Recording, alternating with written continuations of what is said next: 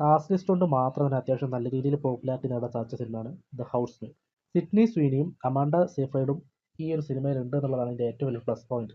കാരണം ഇപ്പോൾ ഹോളിവുഡിൽ അത്യാവശ്യം നല്ല പോപ്പുലർ ആയ 2 ആക്ടേഴ്സാണ് ഇവർ. ഇതിൻ്റെ സ്റ്റോറി എന്താണെന്ന് വെച്ചാൽ, ഒരു റിച്ച് ആയ ഒരു ഫാമിലി, ആ ഫാമിലിയിലേക്ക് ഹൗസ് മെയ്ഡായിട്ട് മില്ലി എന്ന പെൺകുട്ടി വരുന്നു.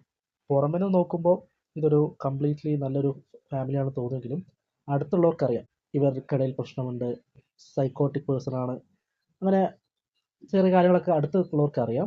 പക്ഷെ ഇതൊന്നും അറിയാതെ മില്ലി അവരുടെ വീട്ടിലേക്ക് ജോലിക്ക് കയറുന്നു. എന്നാൽ അതേസമയം മില്ലിക്കൊരു പാസ്റ്റ് ഉണ്ട്. അവൾ ഇതിനു മുമ്പ് ഒരു ജയിലിൽ കിടന്നൊരു വ്യക്തിയാണ്. അത് മറച്ചു വെച്ചിട്ടാണ് അവൾ ജോലിക്ക് കയറുന്നത്. അപ്പം ഇവർ തമ്മിലുള്ള കോൺഫ്ലിക്ട്സും പാസ്റ്റും എങ്ങനെ ഈ കഥയെ ബാധിക്കും എന്നുള്ളത് കണ്ടു തന്നെ അറിയാം. അത്യാവശ്യം നല്ല രീതിയിലുള്ള ത്രില്ലിംഗ് ആണ്. നമുക്ക് സാധാരണ ഇങ്ങനൊരു സിനിമ നമ്മൾ കണ്ടു തുടങ്ങുമ്പോൾ നമ്മൾ എന്താ ചിരിക്കുക, ആ ജോലിക്കാരിക്കും അവിടുത്തെ നമ്മുടെ നായകനും ഒരു റിലേഷൻഷിപ്പ് ഉണ്ടാവും, അത് വൈഫ് പിടിക്കും, പിന്നെ ഉണ്ടാവുന്ന സ്ഥിരം ക്ലീശ സാധനങ്ങളായിരിക്കും എന്നാണ് നമുക്ക് തോന്നുക. പക്ഷെ അതല്ല, അങ്ങനെ നടക്കുന്നുണ്ട്. ബട്ട് അതിന് ഉപരി കുറച്ചൊരു ലെയറായിട്ട് വേറെ കഥകൾ നടക്കുന്നുണ്ട്. അത് തീർച്ചയായും നിങ്ങൾ ഒരിക്കലും നിങ്ങൾക്ക് പ്രെഡിക്റ്റ് ചെയ്യാൻ പറ്റില്ല, ഞാൻ ഗ്യാരണ്ടി പറഞ്ഞു. പക്ഷേ നിങ്ങൾ തീർച്ചയായിട്ടും കണ്ട് അനുഭവിക്കേണ്ട സാധനം തന്നെയാണ് ഇതിൻ്റെ സ്റ്റോറി. കാരണം സിനിമയുടെ തുടക്കത്തിൽ വെറും ഒരു ക്രൈം ത്രില്ലർ എന്ന രീതിയിൽ മാത്രം പോകുന്ന സിനിമ ലാസ്റ്റ് ഒരു ഹാഫ് അവർ പക്ക ഇൻവെസ്റ്റിഗേഷൻ ത്രില്ലറിൻ്റെ ഒരു ഫീൽ നിങ്ങൾക്ക് കിട്ടും. അത് തീർച്ചയായും നിങ്ങൾ എക്സ്പീരിയൻസ് ചെയ്യണം. പിന്നെ വേറെ ഒന്നുമില്ല, അത്യാവശ്യം നല്ല സിനിമ തന്നെയാണ്, തീർച്ചയായും കണ്ടു നോക്കുക. ഇത് നിങ്ങൾ ഒരിക്കലും നിരാശപ്പെടുത്തില്ല.